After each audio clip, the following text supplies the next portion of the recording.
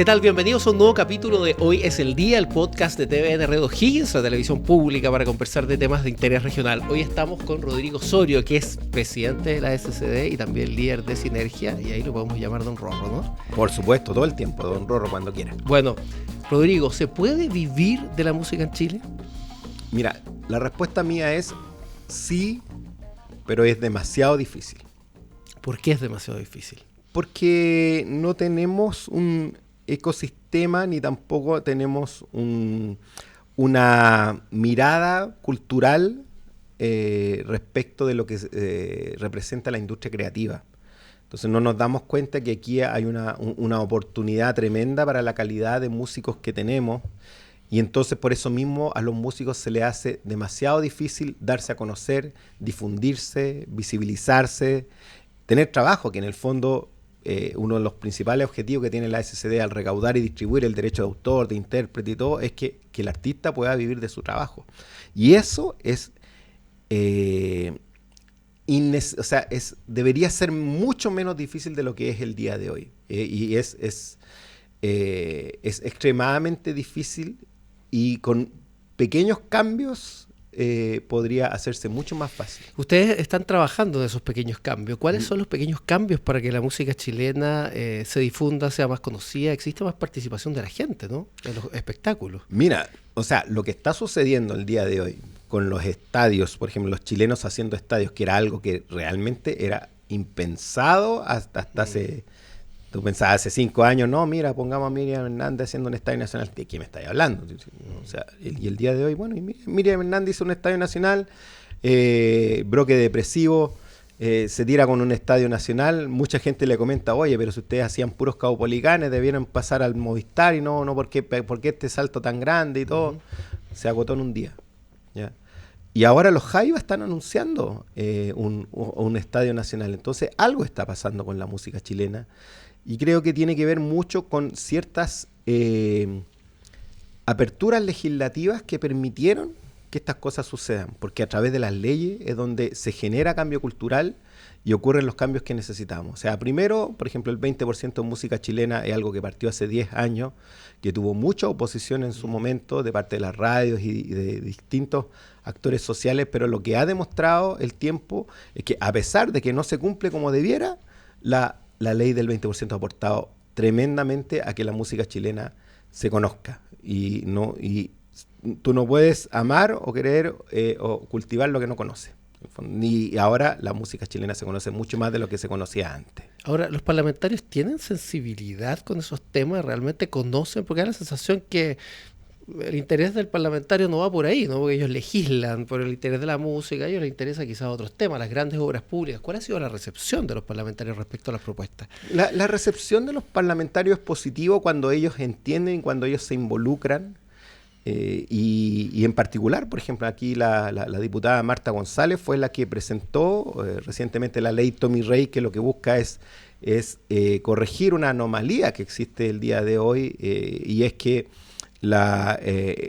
todas las entidades, como por ejemplo la radio, la televisión, los locales, pagan derecho de autor y pagan derecho conexo, que es el derecho que reciben quienes cantan y quienes interpretan, que no necesariamente son los autores. Sin embargo, las plataformas solamente pagan el derecho de autor y pagan 0 derecho conexo, y por eso la ley se llama Tommy Rey, porque Tommy Rey esencialmente es un intérprete de música más que un autor, y él no recibió ni un peso de las plataformas digitales, y así como él no recibe nada, tampoco un Luis Jara recibe nada por plataformas digitales, y tampoco, por ejemplo, una Gloria Simonetti, por mencionar. O sea, gente que es esencialmente intérprete no recibe un peso de parte de las plataformas digitales, y eso es una anomalía que hay que corregir. Ahora, las plataformas digitales finalmente son un aporte para la música porque ayudan a difundir, pero también, como tú dices, se recibe poco. Es que el problema que hay con respecto al tema de las plataformas digitales es que vinimos al lado positivo. El lado positivo es, por ejemplo, se corrigió una serie de problemas que no permitían que la industria creciera, vale decir, todo el tema de la piratería y el andarse copiando y andar bajando en sitios de dudosa reputación, materiales, MP3, películas, todo. Todo eso está como muy en retirada con las plataformas, porque en el fondo te dan un precio que ha ido gradualmente subiendo, pero que es un precio equivalente, no sé, a una entrada al teatro o a 2 entradas a un teatro, con lo cual tú puedes estar viendo un mes o escuchar de películas o series, o estar escuchando toda la música, prácticamente toda la música del mundo. Y en ese sentido es un avance, y es un avance que ha tenido un montón de externalidades positivas, porque permite también que estas cosas se den a conocer. O sea, de repente estábamos hablando ahora fuera de línea de Nico Carreño, un gran creador e intérprete de Rancagüino, el Nico Carreño. Los invitamos a escucharlo. El Nico Carreño decía ya, oye, mira, he escuchado de Nico Carreño, ya, búscalo. Entonces tú pones Nico Carreño en esta plataforma, o en YouTube, en Spotify y todo, y lo empezás a escuchar, y te podías hacer fan y podías ir a los conciertos. Y eso hace que el mercado de los conciertos y el mercado de la música en general crezca. La industria de la música el día de hoy representa, o sea, está subdividida con un 40%, vale decir, un 40% de la industria del día de hoy son las plataformas. De lo que representa la industria de la música. Un 20% son los conciertos. Y el 40% restante está en los locales, en la tele y la radio. Así ha cambiado. Antes, hace 15, 20 años, lo digital representaba la venta de discos. 3%, 2%, no era nada. Y el día de hoy es el 40%. Entonces, por eso mismo hay que regularlo. Y los diputados, cuando van entendiendo esto, se van sumando, ¿ya? Y también los diputados son muy sensibles respecto de lo que sucede en las regiones. Ahora te quiero preguntar, te quiero interrumpir, porque hablábamos fuera de cámara. El gran problema que existe en regiones son los lugares donde tocar. Y tú me decías también que ahí hay que trabajar en eso, ¿no? Acá en Rancagua hay escasos lugares donde tocar, y personas como Nico Carreño, que dábamos el ejemplo, que estuvo en este mismo podcast, tiene que ir a tocar a Santiago, porque tiene pocos espacios acá. ¿Cómo se aborda eso? Mira, el día de hoy tenemos un problema de leyes anacrónicas que regulan el tema de la música en vivo. O sea, es absurdo, pero el día de hoy necesitas patente de cabaret. Si tú tienes, por ejemplo, una heladería y quieres tener un músico que esté tocando un acordeón y todo, no tienes el permiso para hacerlo, porque necesitas una patente de cabaret. Te pueden pasar un parte. Y claro, te pueden pasar un parte o te pueden cerrar. Entonces eso, incluso, por ejemplo, se producen ejemplos tan absurdos que, por ejemplo, en Liguria tiene patente para música en vivo, pero su patente no permite que la gente baile, ¿ya? Porque así están establecidas las patentes, la patente de restaurante, o sea, y como no tiene patente de baile, entonces los días jueves ellos hacen cueca. Entonces van los cuequeros y tocan. Y obviamente el día de hoy, como la cueca, a Dios gracias, está mucho más masificada y la gente va a bailar cueca, porque antes no se atrevía, ahora todo el mundo baila cueca, bien, más o menos mal, su gran mayoría bien, la gente se para a bailar. Y como se para a bailar, les pasan un parte en Liguria. Claro. Entonces Liguria tiene un tarrito con plata para pagar la multa. O sea, y llega el inspector, pum, pasa la multa todos los días jueves. ¿Por qué? Porque les van a pasar la multa porque la gente no puede bailar y la gente está bailando. Entonces es absurdo, ¿ya? El día lo que hay una ley que presentó el senador Felipe Kast junto a otros senadores, la Paulina Morano, y si no me equivoco, varios senadores firmaron una ley que también ha fomentado a través de los medios y de las plataformas digitales Sergio Lago, que dice, bueno, cambiemos esto por una ley que diga, mira, en realidad todo local puede poner música en vivo en la medida que cumpla con la normativa ambiental, ¿vale? Es decir, la normativa de ruido, la normativa sanitaria y todo, perfecto, y ahí puede poner música en vivo. Eso lo que haría, por ejemplo, en una región como la región de O'Higgins, se multiplicaría la cantidad de lugares donde puede haber música en vivo, donde tuviéramos cuequeros, gente tocando música tradicional, gente, como por ejemplo, tocando con teclado, gente tocando con una guitarra, pero eso el día de hoy no se puede, y es absurdo. Cuando tú, por ejemplo, vas a lugares como Argentina, Brasil, me tocó hace poco estar en Medellín, y tú pasabas en locales súper pequeños y súper de barrio, así como ni siquiera así como locales dentro del... No, un local de barrio y todo, y ves a la gente bailando y unos grupos caracterizados con ropas propias de allá y todo, y tocando música folclórica de Colombia, y la gente bailando y todo, y era un lugar como de las dimensiones de este estudio, ¿me entiendes? Sí. Eso en Chile no se puede. Eso en Chile está prohibido. Entonces es absurdo. Eso hay que cambiarlo. Mira, quiero aprovechar de que estás acá porque este podcast lo ven muchos estudiantes universitarios, porque vienen muchos científicos acá a hablar de esos temas. Y hay algo que me llama la atención de tu historia personal, de tu historia como músico, de ser un ingeniero, también ser músico. Y en esa decisión de avanzar en ambas cosas, se ve que hubo mucho coraje en tu vida para hacer ambas cosas. ¿Qué le dirías a todas esas personas que están dudando, que incluso tienen profesiones, les gusta la música?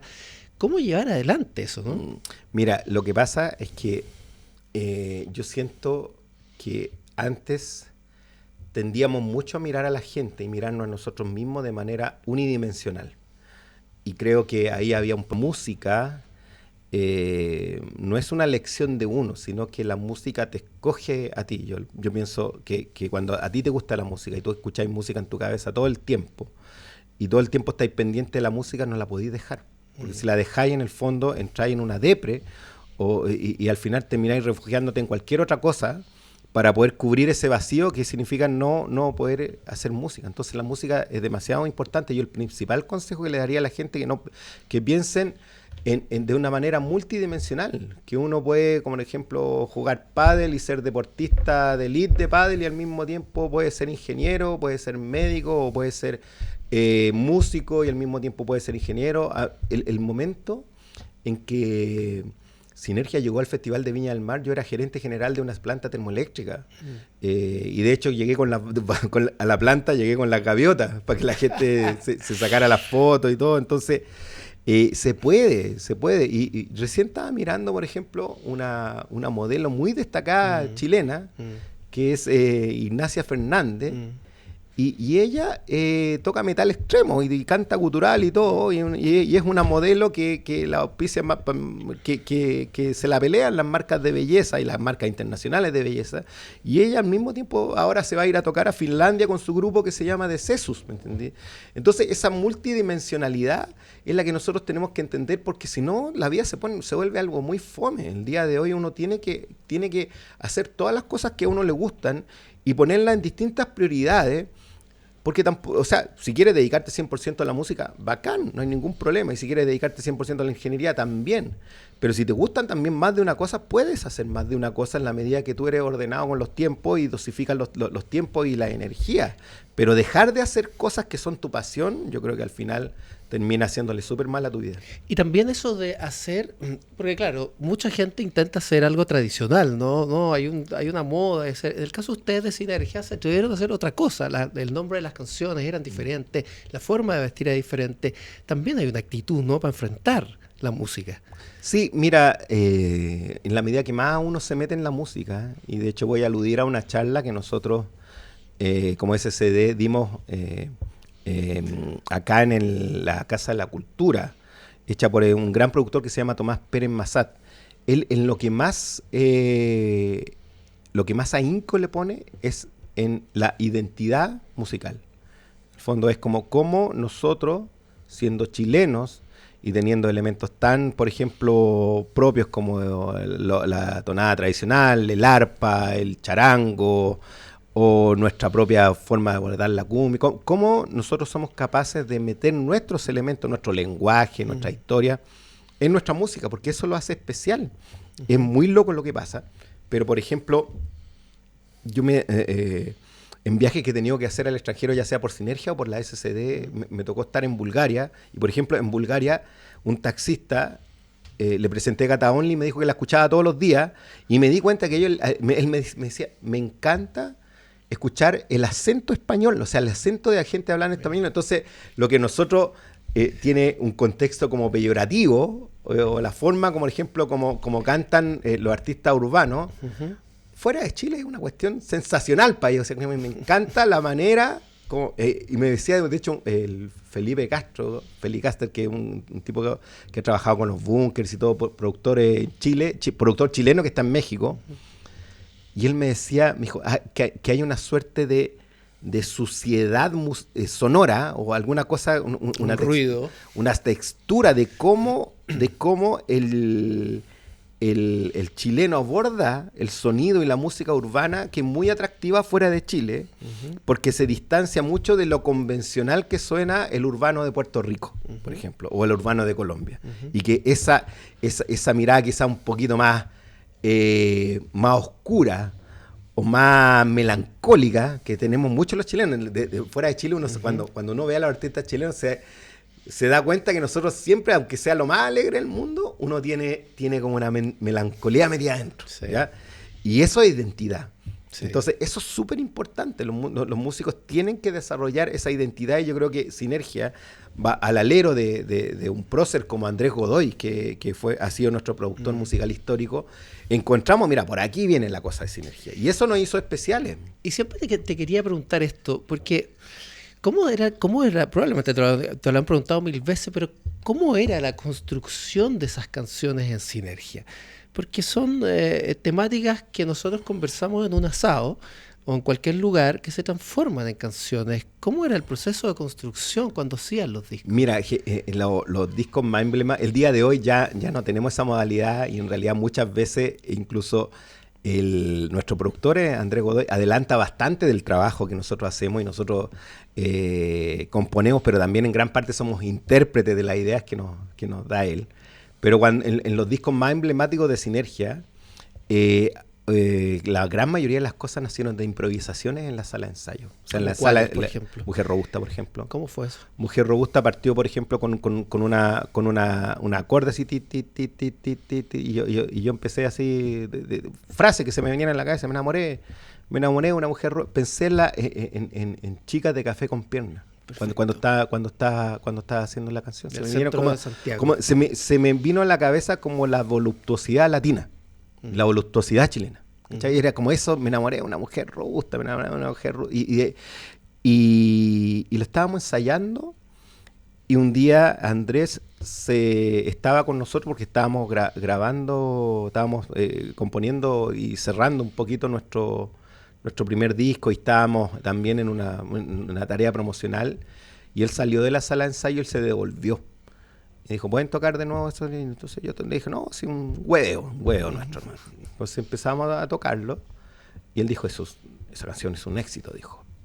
Y nosotros no le creímos mucho, pero Andrés tenía la obsesión, porque ya teníamos el disco incluso fabricado. 500 copias, metiéndonos la mano al bolsillo, y con todo lo que cuesta, o sea, con todo lo que cuesta, y sobre todo en ese tiempo, estamos hablando a principios de los 2000, fabricar artesanalmente con lucas propias, ir al estudio y fabricarte unas 600 copias en CD de un disco. Él dijo, no, es que tienen que sacar el disco de nuevo, pero con Mujer Robusta. ¿De dónde vamos a sacar plata para eso? Entonces él se consiguió horas de grabación. De hecho, nos llamó y dijo, ya me conseguí horas de grabación de un estudio. Dijo, para que vayan a grabar Mujer Robusta, que no sé qué. Y bueno, lo hicimos, pues, y grabamos y postulamos a una iniciativa que fuera de la SCD, que se llama Sello Azul en ese tiempo. Era la primera generación de Sello Azul. Y Sinergia quedó en una lista de espera, porque escogían 3 artistas y nosotros quedamos cuartos. Pero el tercer artista, que eran los hermanos Brothers, desertaron porque ya tenían un acuerdo con otro sello, y entró Sinergia. Y ahí sacamos el disco con Mujer Robusta. Y salió el disco, salió Mujer Robusta, y yo me acuerdo que me llamó en ese tiempo el gerente del Sello Azul, que era Carlos Salazar, y me decía, oye, nos ha ido muy bien con Mujer Robusta, de aquí a 2 semanas va a estar sonando en 7 radios nacionales. Y yo no le creí, o sea, como que le seguí el amén, pero dije, o sea, no creía nada del sistema, y después de repente me empezó a pasar de que yo andaba manejando, iba rumbo a mi trabajo y todo, y empecé a escuchar Mujer Robusta, cambiaba la radio y estaba sonando en 2, hasta 3 radios simultáneamente. ¿Y de tu trabajo de ingeniero, qué te decían los compañeros? O sea, en general me pasaban cosas como que la gente...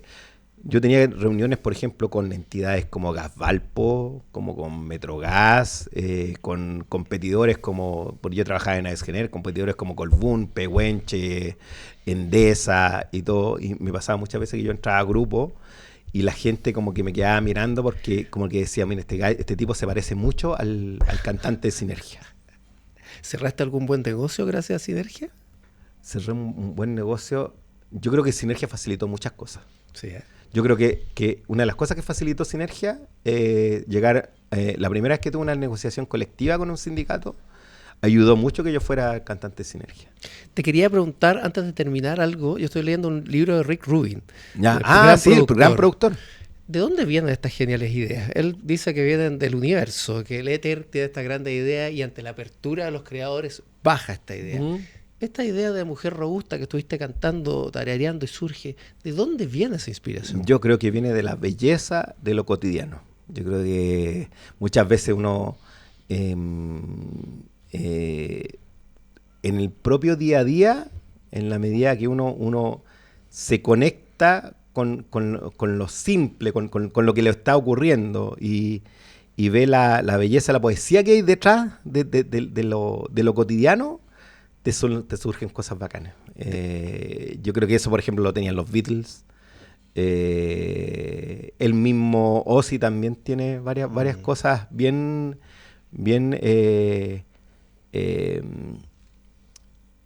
yo siento que las canciones de Ozzy llegan mucho porque son muy vivenciales. O sea, como que aunque sean metafóricas y todo, son cuestiones que él tiene en su cabeza y son cuestiones que le han pasado, que las ha vivido.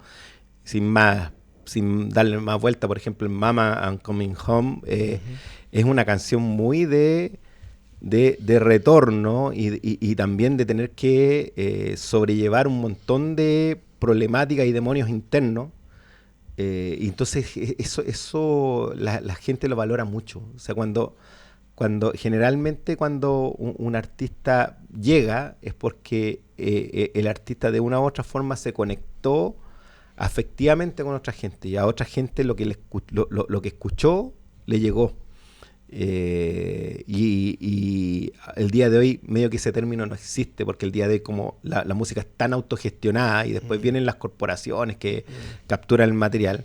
Antes, por ejemplo, existía la modalidad de los sellos, que los sellos, por ejemplo, como que fabricaban artistas, ¿te acuerdas? Incluso en México existía como mucho la costumbre de hacer a los artistas cantar, porque no se creía si los artistas eran de verdad o era una invención de un sello para que vendieran discos.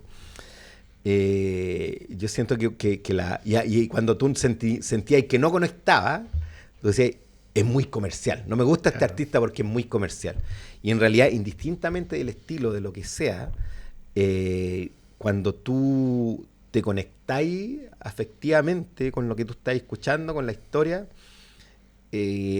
ocurre el milagro. Lo que pasa, por ejemplo, con los artistas chilenos, a mí, por ejemplo, lo que me pasa con Redolés, cuando escucho lo que pasa con Lucibel, cuando uno escucha al Gato en Quinta cantar, bueno, ni hablar Víctor Jara, Violeta Parra o Jorge González, o sea, es gente como que realmente te remecía por dentro. Yo creo que esa es la magia que tiene la música. Rodrigo, gracias por esta conversación, ha sido un placer y también, bueno, vamos a seguir atentos a cómo evoluciona este trabajo, porque es bien importante la música en regiones, sobre todo aquí que tenemos grandes talentos en la región de O'Higgins. Te agradecemos esta conversación. Muchas gracias.